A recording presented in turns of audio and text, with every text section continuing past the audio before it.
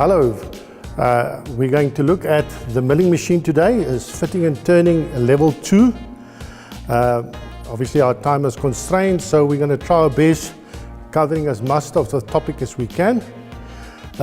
First we're going to look at what can be done by this machine. Quite a number of different machining operations, from surface milling, machining gears, machining keyways, dovetails, T-slots. All those different operations can be performed on the milling machine. Now obviously there's quite a number of different types of milling machines, starting with this one, which is known as a vertical milling machine, and it's very easy to see why. It's because of the position of the spindle in a vertical position. We do get horizontal milling machines. We get a universal milling machine, which can be either horizontal or vertical. And then we also get the turret type or the knee type, which is mostly used by tool and die makers. So right, the first thing we need to know about this machine is the safety. It's one of those machines that if you don't work safe, it can severely injure you.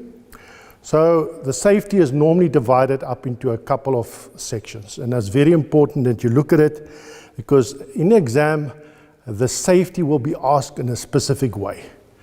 The safety might be before you're going to work on a milling machine, while you're working on a milling machine, but it's normally divided first up into the environmental safety. And what do we mean by environmental safety? It's the safety before you actually get to the machine. And it's not only applicable to a milling machine, it's applicable to any machine that you're going to operate. And the first thing is the floor area around your machine. The floor area must be clear of any obstruction. No oil or water or grease on the floor that might cause you to slip or fall. The next thing we're going to look at light. There must be sufficient light.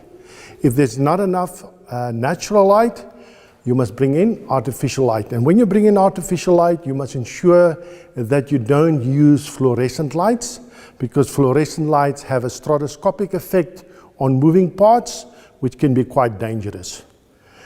The next part is sufficient ventilation, fresh air. And then lastly is just a nice working environment where you'll feel happy to work in. The next safety is your person. Your personal safety is important, and that's where your PPE comes in: personal protective equipment and clothing. And that normally revolves around a full overall, in my case a dust coat. Very important when you work on machines is short sleeves. So if your college issue you with a long sleeve overall, the sleeves must be cut, or at least roll up above the elbow. The next safety is safety shoes, eye protection, ear protection if you're working in a noisy environment. It's not always necessary in a machine shop to wear ear protection, but if it's noisy, ear protection. Another piece of safety equipment that will be worn from time to time is a dust mask. A dust mask is normally worn when you work with materials such as cast iron, that when you machine it, it gives a lot of dust, and that dust can be detrimental to your health. Long hair must be tied up into a net. No jewelry, no watches, nothing of that sort. No ties that can get caught in revolving machinery. Then we're going to look at safety before you're actually going to operate the machine, before you do anything. And the first piece of safety is you must understand the machine. In other words, how does it work? Where's the on-off switches? Where's the emergency switch? Make sure that you know that. Make sure you understand all the different movements. Although you know the milling machine, it will vary from one milling machine to the other, just as you get from one vehicle to the other. In one vehicle, the indicator's at this side. On the other vehicle, it's at that side. So even if you've got a driver's license, it doesn't mean you can operate all cars It will take you 5 minutes just to familiarize yourself with the machine itself. All guards must be in place. Now in this machine there's just a few guards. There's just guards here that covers up the belts, but in general you must ensure that all guards are in place. Make sure that your cutting fluid is operating. Make sure that you got your artificial light that you got on your work, that's working. And now you're nearly ready to start operating the machine itself. Now, when it comes to the machine, and this is where most of the accidents happen, because you got revolving machine equipment on your machine. So here, you must make sure that your cutting tool that will be fitted into your spindle, which I'll show a little bit later, is securely clamped, that your workpiece is securely clamped, that you have selected the correct speeds and feeds for your specific operation. And then while you are machining, you must give your full attention. In our word, take your cell phone, switch it off, not talking to anybody else. Give your full attention to the machine. Don't leave the machine unattended. When you want to take measurements, make sure that the machine is switched off and came to a complete standstill before you take any measurements. Don't put your hand close to the cutter. Don't try to remove any shavings by hand while the machine is in motion. Use a paintbrush or a wire hook, or wait till you can stop the machine before you remove any shavings on your machine. That as far as the safety is concerned on the machine. Now, just as in any machine, you must know the different components and you must be able to describe them, because when you are given a work piece to complete on a machine, it will quite often refer to the different components on the milling machine. And this is where it's very important that you must be able to indicate where the component is and what is the function of the component. Now, as I already mentioned, this is a relatively small milling machine, but whether it's a big milling machine or a small milling machine, most of the components are the same. In this case, we'll start from the top, and right at the top we find our head. This whole portion here is known as the head. On your head, you'll find your drive motor, and your drive motor in most cases is connected to a gearbox, but it can also be belt driven, such as in this milling machine, where inside here is belts. So it makes it a bit of cumbersome if you have to change your speeds, because you first have to open and only then change the belt to different size pulleys before you can change your speed. It's important that if you're going to do it in this case, that the machine must be completely isolated at the main switch before you attempt to do any belt changes on it. So that's the head. The head got the motor, it got your drive, either belts or gears. It also contains your spindle. The spindle is the area where your cutting tool will be fitted. This portion over here is known as your ram. Now your ram can be adjusted in or out. Very simple. Loosen, lock screws here, and it's quite heavy, so you can either move it forward or backwards to a specific position. Just remember to lock it again in when you have reached your position, to lock it so it won't move during your machining process. The ram can also swivel from side to side. Then on your head itself, your head can also be twisted from side to side by just loosening some bolts here, and it got a graduated scale in degrees, so you can cut at specific angles. Going down here, this area here is known as your column. Attached to your column is your knee. Your knee itself can be hoisted or lowered to a specific position by a hoisting screw, which is at the bottom. Your table. Your table is the area where your workpiece will be clamped, either in a vise or directly to the bed or using a dividing head. Your table itself also got locking screws. Just make sure that when you want to make any adjustments that the locking screws are loose. On your table you also got stops. These stops are when you use the automatic feet. Just to demonstrate, you'll see once the table stop reached the switch, it will stop automatically. It's a safety mechanism, so while you're machining is to ensure that you don't overrun your table. And there you see it stops automatically. And that can be adjusted to a specific position. Obviously the table can be moved by hand.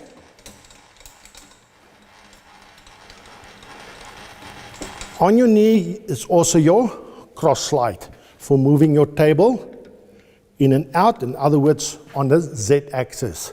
So you've got your X-axis, your Z-axis, and your Y-axis. So those are the three axes you can work on. On some milling machines, the table can also be loosened and swing at a specific angle. On larger milling machines, you'll also will have automatic feet on the lowering and lifting of the table, because in some machines they're quite heavy and it's difficult to lift. You'll also will find some milling machines that will have automatic feet on your cross slide. This one unfortunately only got one set of automatic feet, and that is for your X-axis on your table. Going a little bit lower, you'll find your base. Now the base is normally hollow, and that can be filled with cutting fluid, which I'll talk a little bit later about what is the function of cutting fluid.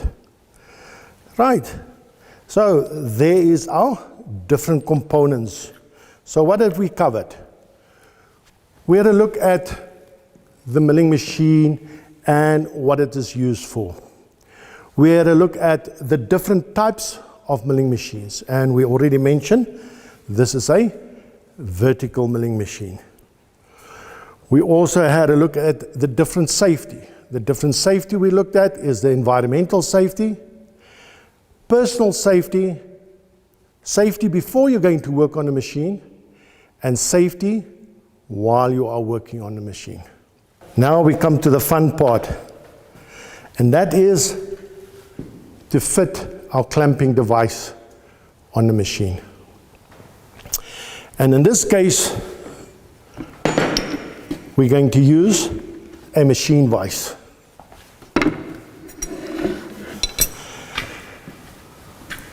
With the machine vise, it's very important that it's set up correctly. Most machining errors is normally because of wrong setup of the clamping device. So I want to run through the procedure, setting up a vise square. Now why would we like to set up a vise square? It's very simple. If this is the workpiece, and I have to machine. There's my cutter. Let me just get a real cutter here. And I have to cut. This cutter I have to run exactly parallel to the workpiece. But if my workpiece is skew, then I'm going to find that I'm going to mill skew. So it's very important that my workpiece is set up exactly square. Now to do that, obviously the vise have to be exactly square.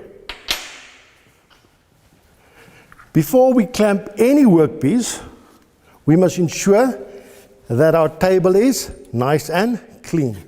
No dirt or any dust, shavings.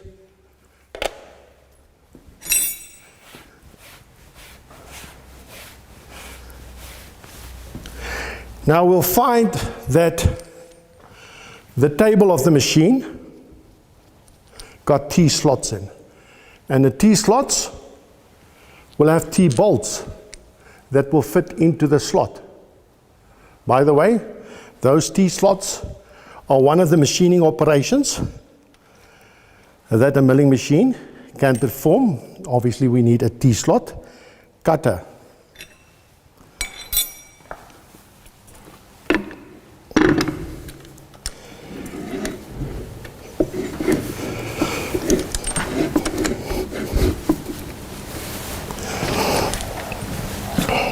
So I'll utilize my 2 T-slot with my T-bolts.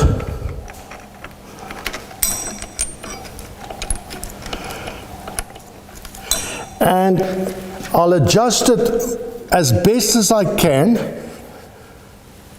square, just using my eye.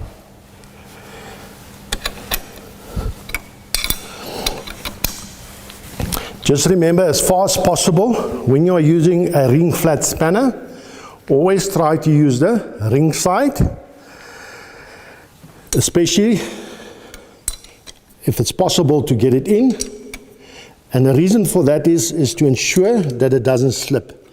You'll also have seen that when I do tighten, I pull the spanner towards myself and not away from myself. Very simple reason, if it slips, I won't injure myself. Now, this specific vise can also swivel, and it also got a graduated scale. Sorry, it's 21.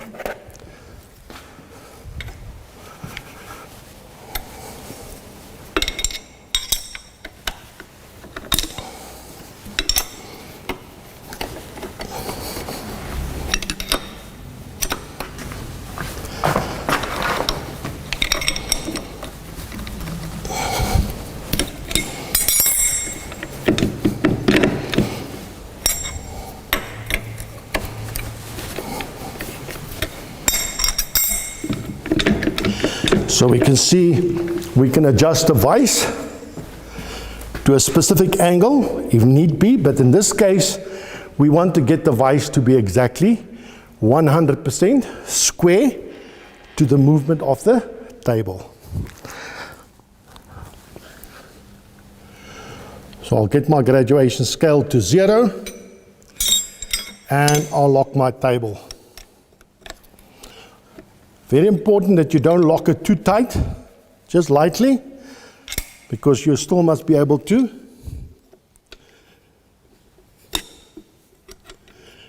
adjust it.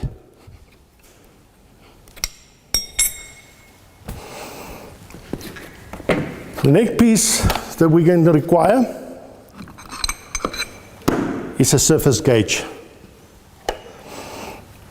Now, what is a surface gauge? The surface gauge come in a set, and they come in all different sizes. They neatly packed in a box, and it's a piece of material that have been machined to an exact dimension, hardened and grind to a very smooth finish. And in this case, you can see it's a 10 by 50 by 150. So it means the thickness is 10 millimeter, the width is 50, and the length is 150. And you'll see that once I remove it out of the box, I'll clean it, although it should be cleaned already, but I clean it again. And I'm going to fit it in my vise.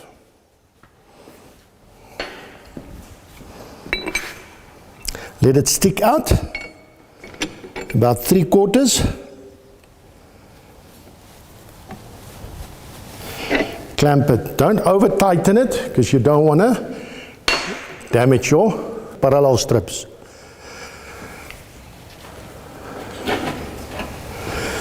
Next item I'm going to require is my claw gauge or dial indicator, which is accurate up to 0.1 of a millimeter. So if I move the needle, each little line there will represent 0.01 of a millimeter, which is 1/100th of a millimeter, which make it quite accurate.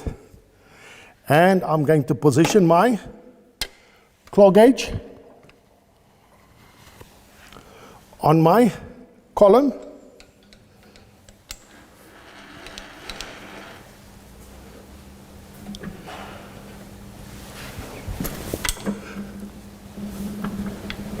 Now comes the fun part.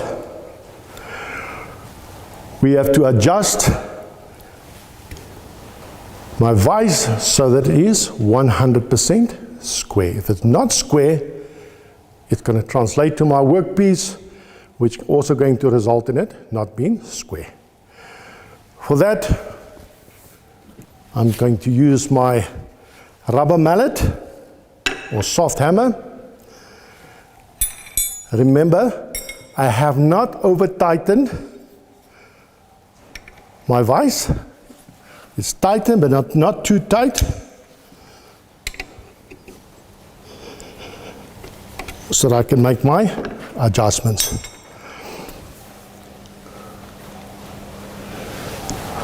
Right, now we must have a look closer here.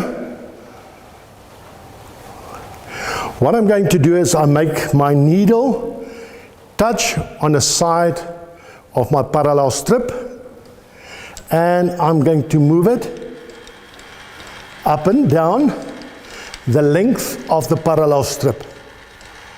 And at this stage I can see there's quite a bit of movement.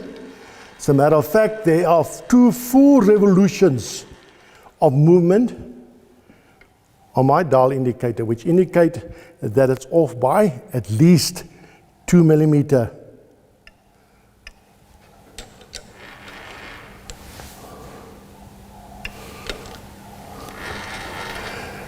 At this stage, it seems like it's about 2 millimeters that way over this distance. So it means the vise have to be moved this way.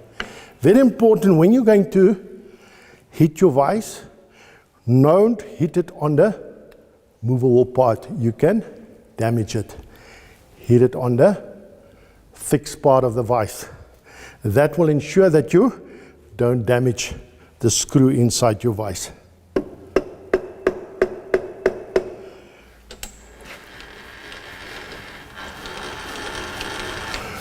And it already started looking better. I don't have to move it all the way.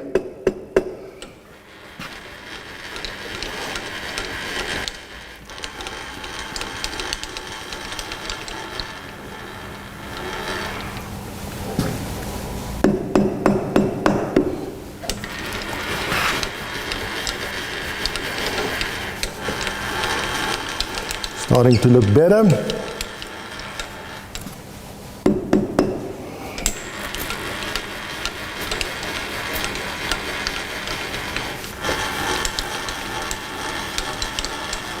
Slightly out. Be careful not to hit it too much, otherwise you have to go to the other side.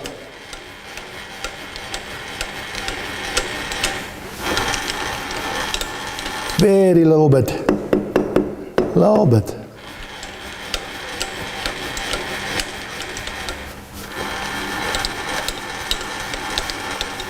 And now I'm going to test it over the full length. If I want, I can use the automatic feed if I'm lazy. And the needle is barely moving.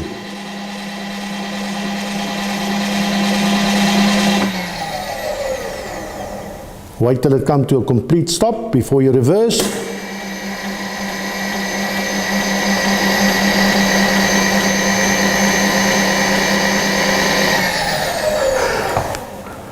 So that indicates now that the vise has been set up square. Remember, you have not locked it. So now it's the time to lock it.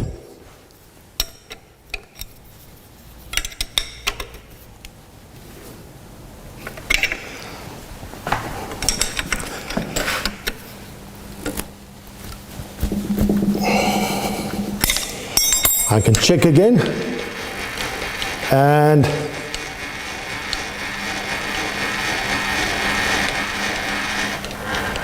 my vise is square.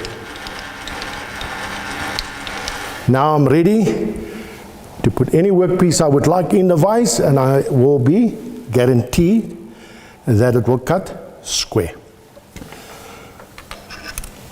Very important that when you use your claw gauge and by accident you run off,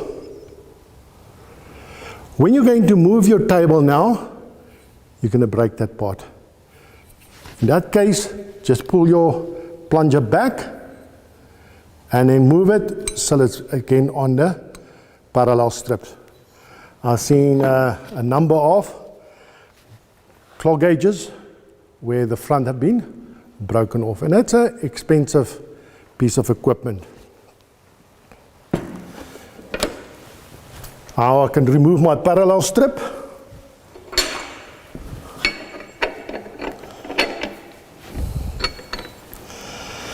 With my parallel strip, I'll make sure that I clean it properly.